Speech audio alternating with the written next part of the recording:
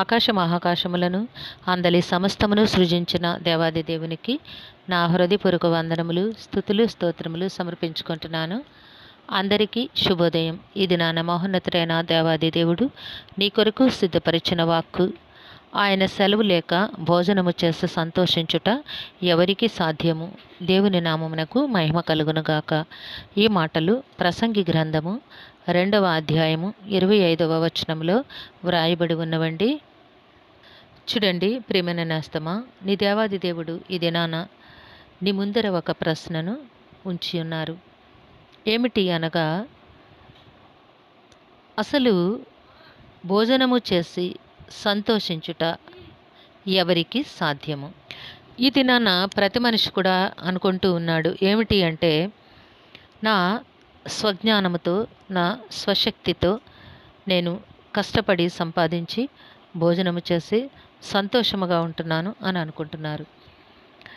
నీ జ్ఞానంతో నీవు సంపాదించుట, నీవు కష్టపడి సంపాదించుట నిజమే, కానీ అది నీ జ్ఞానము కాదు, నీ బలము కాదు, నీ శక్తి కాదు. దేవాది దేవుడు తనిచ్చిన జ్ఞానము, తన నుంచి వచ్చిన శక్తి మాత్రమే నిన్ను నడిపిస్తోంది. భోజనము ప్లేట్లో పెట్టుకున్న తర్వాత కూడా, నోటిలో పెట్టిన ముద్ద కూడా నీవు మింగాలి అంటే అది దేవుని చిత్తమై ఉండాలి నేస్తమా. ఆయన సెలవై ఉండాలి. ఆయన ఆజ్ఞ లేకుండా నీవు ఒక గుటకు కూడా వేయలేవు. కనుక మనిషి తను అనుభవిస్తున్న ప్రతి ఆనందమును బట్టి దేవునిని గణపరచాలి, కానీ తనని తాను గొప్పగా చేసుకోకూడదు, గొప్పగా ఊహించుకోకూడదు నేస్తమా. నీ జీవితంలో నీవు అనుభవిస్తున్న ప్రతి స్థితి కూడా, ప్రతి ఆశీర్వాదము కూడా నీ దేవుని వలన మాత్రమే నీకు కలిగింది. ఆయన సెలవిచ్చారు కాబట్టి, ఆయన ఆజ్ఞ ఇచ్చారు కాబట్టి నీవు చక్కగా భోజనము చేసి సంతోషిస్తూ చక్కని గృహములో, చక్కని ఉద్యోగములో నీవు నీ జీవనమును కొనసాగించగలుగుతూ ఉన్నావు.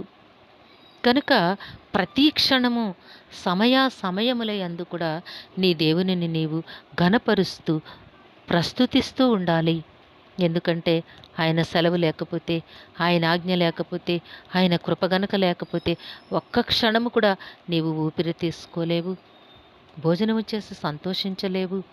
నీ మనుగడయే ఈ భూమి మీద ఉండదు. కనుక నేస్తమా, నీ దేవుడు నీ జీవితంలో ఇచ్చిన ప్రతి ఈవిని బట్టి, ప్రతి ఆశీర్వాదమును బట్టి, ప్రతి క్షణమును బట్టి నీ దేవునిని గణపరచు, ఆరాధించు, కొనియాడు. దేవుడు నాకు ఇచ్చారు కాబట్టి ఈ దినాన నేను సంతోషముగా ఉన్నాను అని దేవుని నామ ఘనతను, దేవుని నామ మహిమను నీవు ప్రచురపరచవలను.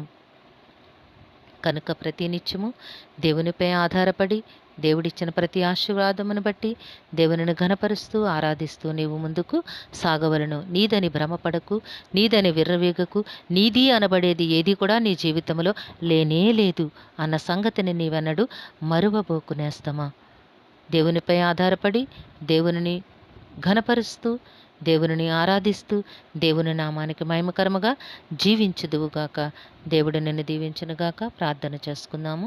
సింహాసనాసనుడైన దేవా, మీ ఘనమైన నామమునకు వందనములు తండ్రి. మీ బిడ్డకి మీరు ఇచ్చిన వాక్కును బట్టి స్తుతులు సమర్పించుకుంటున్నాము రక్షక. నాయనా, మీ బిడ్డని నాయనా జ్ఞాపకం చేసుకోండి.